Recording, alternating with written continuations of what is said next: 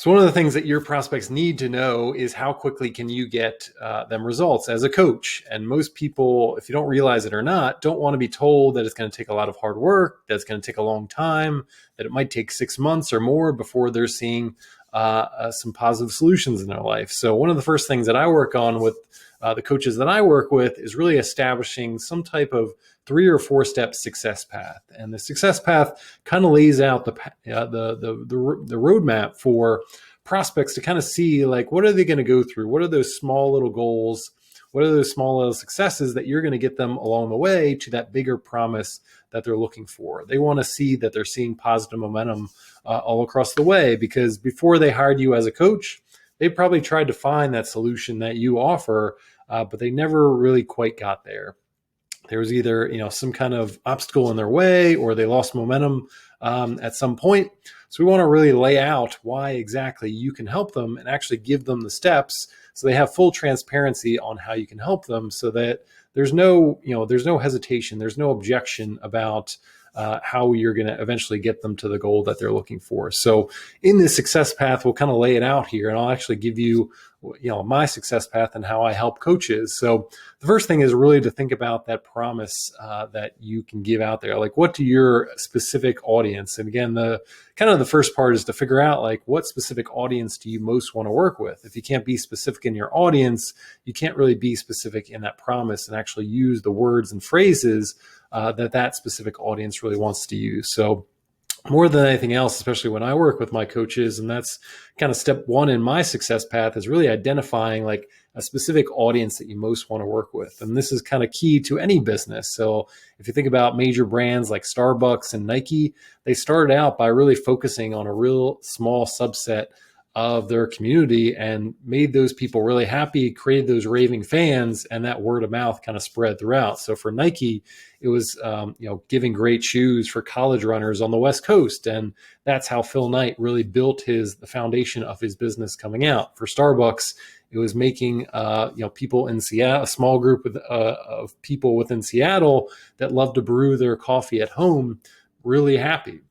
And that's how they kind of built their business over time, is kind of, getting into word of mouth and spreading their business elsewhere. So that's the same for me, is kind of thinking about, let's sit down, like I sit down with a coach, find out what is that specific group, instead of trying to, go out to the entire world or the entire community and trying to sell your services everywhere, which isn't effective from a marketing perspective. We really focus on a subset. So figuring out, like, who's your subset and what are those people struggling with, and how does your coaching kind of align, and what kind of promise can you put out there? So once we figure out that promise and actually putting it in the language that your audience understands, the first step that we want to put in there is, like, what is the first thing that you sit down with your key coaching clients, and what's that first thing that gets them a lot of momentum moving in the right direction? What's that place that gets them from completely sitting still where they are right now to moving in the right direction? How can you get them moving?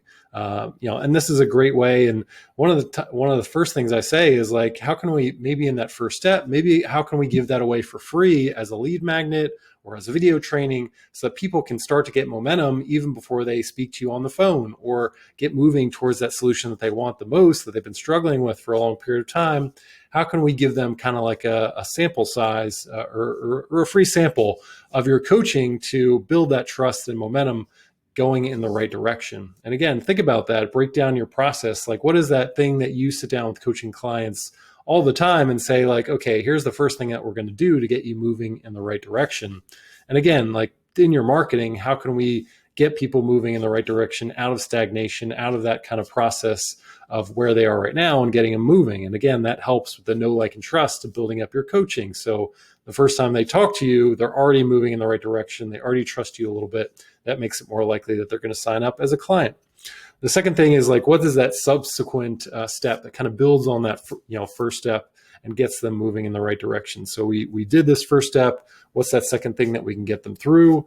And then, subsequent third step as well. So, like, once they get to that third step, they're pretty close to that broad promise that you're looking for and going forward. So, maybe just using my clients as an example, again, step number one is really figuring out, like, who is your tribe? And this is something that I give away for free all the time, and really sitting down with coaches and figuring out like, okay, with your past clients, who are those type of people that you most want to work with the most? If you're a brand new coach, if you've never worked with clients before, or you just had a few, like, who are those people most like you that are more likely to resonate with your stories, your background, and what you're looking for as well. So really thinking about like, who's a specific audience that I can go after, and really thinking about in terms of the online communities, where does that group really hang out, and really doing that research in terms of what platform should you be marketing on, because that's where your specific group really hangs out. So once we've done that, step 2 is really figuring out like, okay, what is my 3-pillar marketing plan? We have this specific audience. How do we start building a relationship with them in 3 separate ways? So I call it my 3-pillar marketing plan, because it's really 3 distinct strategies that are really interconnected. One of it is kind of more automated basis, where people can kind of get to know you regardless, 24/7. Other ones are more outreach driven, that really get you in front of the right audience, build that relationship, and move people to becoming clients really quickly, even before they speak to you on the phone or via Zoom or things like that. And the third thing is really thinking about that conversion. Like, how do we move somebody from being a stranger to a client really quickly? So there's a long list of things that you kind of think about, like how do you price your services? How do you think about handling objections? How do you use past clients as a way to win over new clients?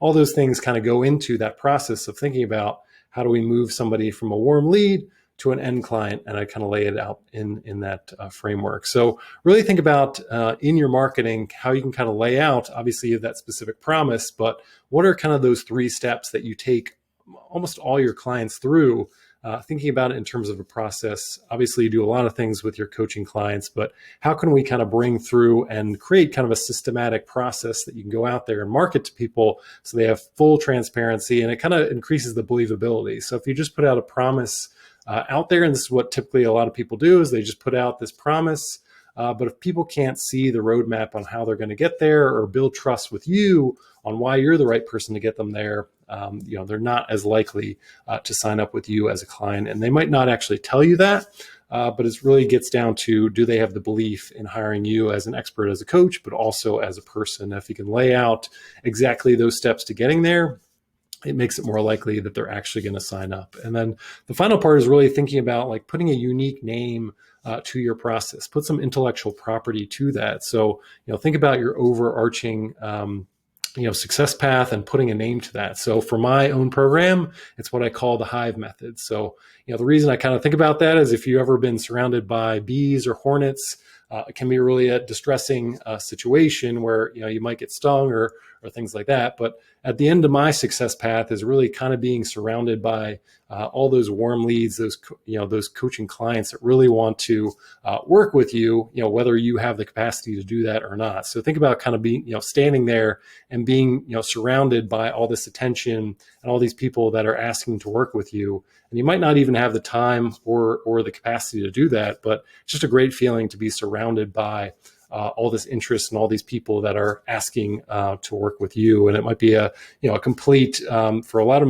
the coaches that I work with, they're not used to that experience where word of mouth or referrals were kind of the key to growing their business. And now they have full control over who they work with, what space they have, if they can launch group programs, masterminds, all those kind of things. So in the comments below, I've given you a link to a little bit more about my success path and kind of my key promise, and goes a little bit more into the hive method. So if you want to check it out, go through all the details. I kind of go through each of those steps, and it might give you some inspiration on how to build your success path as well.